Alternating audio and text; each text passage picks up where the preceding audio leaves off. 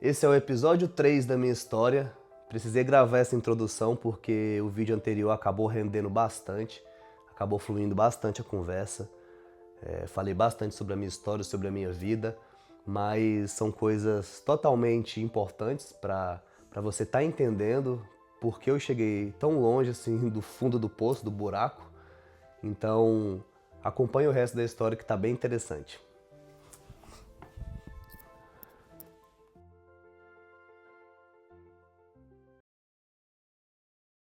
Às vezes ele tinha tanta confiança em mim que ele saía, eu ficava com a motinha velha lá, andava na currutelinha, tudo, ia nas festas do peão com 12 anos de idade, gostava demais da conta. Subia em cima de boi, eu e meus amigos, e pulava e o bicho pegava. E foi ali que eu, aprendi, pô, eu sou homem, eu dou conta e tal, meu avô saía, eu tirava leite, eu cuidava das vacas, eu mexia com cerca, eu capinava, eu já cortava bananeira, eu já fazia de tudo, já matava até cobra, né, montava em boi brabo, não tinha medo de nada, aquele menino destemido, certo? E dali eu fiquei até os meus 14 anos, 13, 14 anos. Minha mãe na Holanda, minha mãe falou, meu filho, consigo te trazer pra cá agora. Tô indo no Brasil, vou te buscar e nós vamos vir pra Holanda. E queria levar minha irmã também, mas isso aí já é vida da minha irmã, outra história. Minha irmã na época não quis vir pra Holanda por causa das amizades, você sabe como é que é, criança e tudo. E eu vim pra Holanda com a minha mãe, com 14 anos de idade. Aquele menino da roça, aquele menino de olhos d'águas, né, que não tinha muito dinheiro ali. Minha mãe sempre me ajudando, né, claro, na Holanda. Mandava um dinheiro pro meu avô ali e tal, mas não era o suficiente, tá? Porque tem muita gente que acha que quem tá na Holanda que tá ganhando rios de dinheiro e tal. Mas nada disso, era bem complicado nossa situação, mas com muito custo minha mãe conseguiu me levar. Ela veio, minha irmã não quis ir, a gente veio junto pra cá, pra Holanda. Chegamos na Holanda, tá aquele menino, né, de roceiro, aquele menino sem muito entendimento. Sempre fui um moleque muito estudioso, tá? Isso aí ninguém pode tirar meu mérito. Na escola eu sempre tive notas muito boas. Inclusive eu posso até mostrar pra você meu boletim que até hoje eu tenho guardado ali, né, das minhas notas. Fui muito bagunceiro, mas sempre fui muito estudioso também. Eu bagunçava, mas estudava também. Eu tenho esse ponto comigo. Mas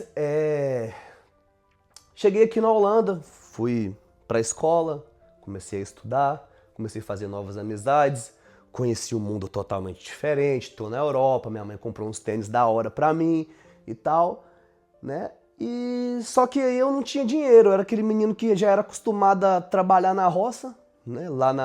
No Brasil, não era independente, claro, mas, né, às vezes meu avô me dava um dinheirinho ali do leite que eu tirava, fazia meus corre e tal.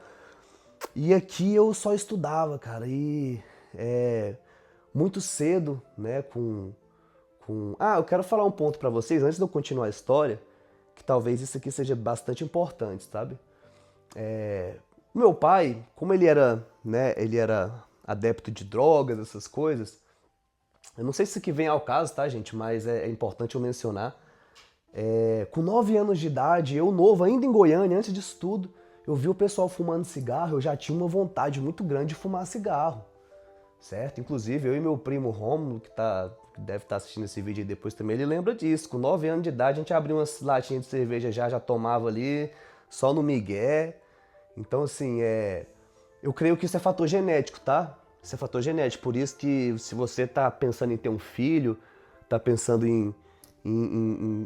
né, organizar a sua vida nesse sentido, de criar uma família, eu acho muito importante você se você bebe, se você fuma maconha, se você usa qualquer tipo de droga, eu acho importante você dar uma limpada no seu sangue primeiro, de pelo menos um ano, né, sem usar nenhum tipo de substância, porque pode ter certeza que você vai cair na vida do seu filho. Ah, você vai, porque se é genético, não tem como não cair, não.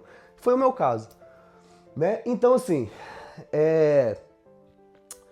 vim pra Holanda. Cheguei aqui, primeira coisa, comecei a fumar cigarro. Claro, país frio. Com 16 anos de idade aqui na época você já é meio que de maior, você já pode comprar um cigarro, você já pode comprar bebida que não é tão forte. Quem é aqui da Holanda sabe o que eu tô falando.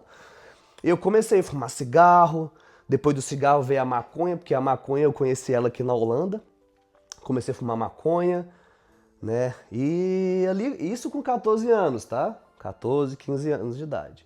Comecei a fumar maconha, meus amigos, aí eu sempre tive um donzinho ali de escrever umas músicas, cantar um funk, né? Na época, eu fui lá e fui começar a cantar funk aqui na Holanda, fui começar a, né, fazer essas coisas e foi aonde eu me perdi, né? Foi aonde eu comecei a entrar na cachaça, e aí eu usava êxtase na época, que era muito famoso, os moleques traziam êxtase, a gente tomava êxtase pra ir para as baladas de Amsterdã, que eu cantava com meus amigos, nós ia pra festa, era aquele moleque de festa louco, sem compromisso, sem nada, né? Mas estudava ali, minha mãe sempre falando, Guilherme, que horas é? Pô, vem pra casa, já tá tarde e tal. Eu chegava em casa às vezes drogado, minha mãe não percebia, né? Então é isso. Então essa foi a minha vida, foi indo por esse caminho aí.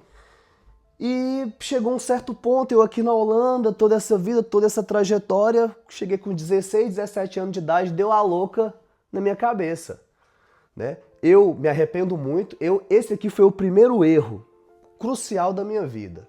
Com 17 anos, 16 anos, eu olhei para minha mãe e falei, eu não quero essa Holanda, eu odeio esse país, eu quero ir embora pro Brasil porque eu já mexo com as minhas músicas aqui na Holanda, eu já tô ganhando, né, um reconhecimentozinho, o pessoal fala que eu tenho talento, mãe. Então eu quero ir pro Brasil e ninguém vai me impedir de ir pro Brasil. Inclusive, a assistente social aqui na Holanda, na época, foi conversar comigo, foi, né, falar por que você vai fazer no Brasil, menino, ali não tem nada pra você não, sua mãe tá aqui, tal. E eu falei pra mulher, não, o que eu vou fazer? Eu vou chegar no Brasil, vou estourar na música, vou ganhar dinheiro.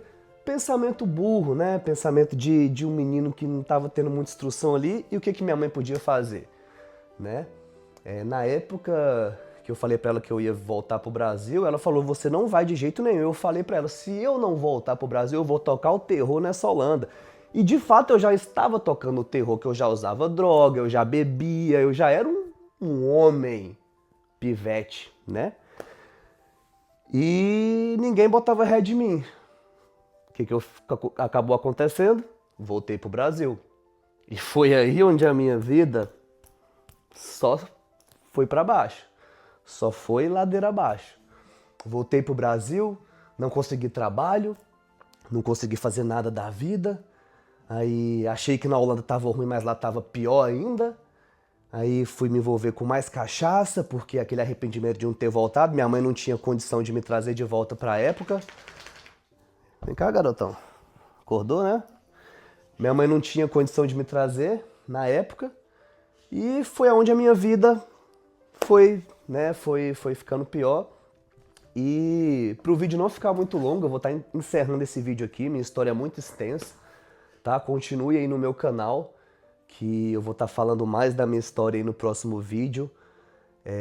Se de alguma forma esse conteúdo te interessa, se você puder estar me seguindo, se você puder estar ativando as notificações, compartilhando com os seus amigos, porque o intuito aqui é salvar vidas, tá?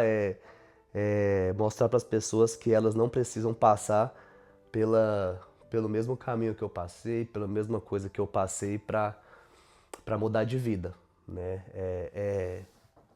É bem possível você mudar de vida sem precisar sofrer tanto assim, igual eu.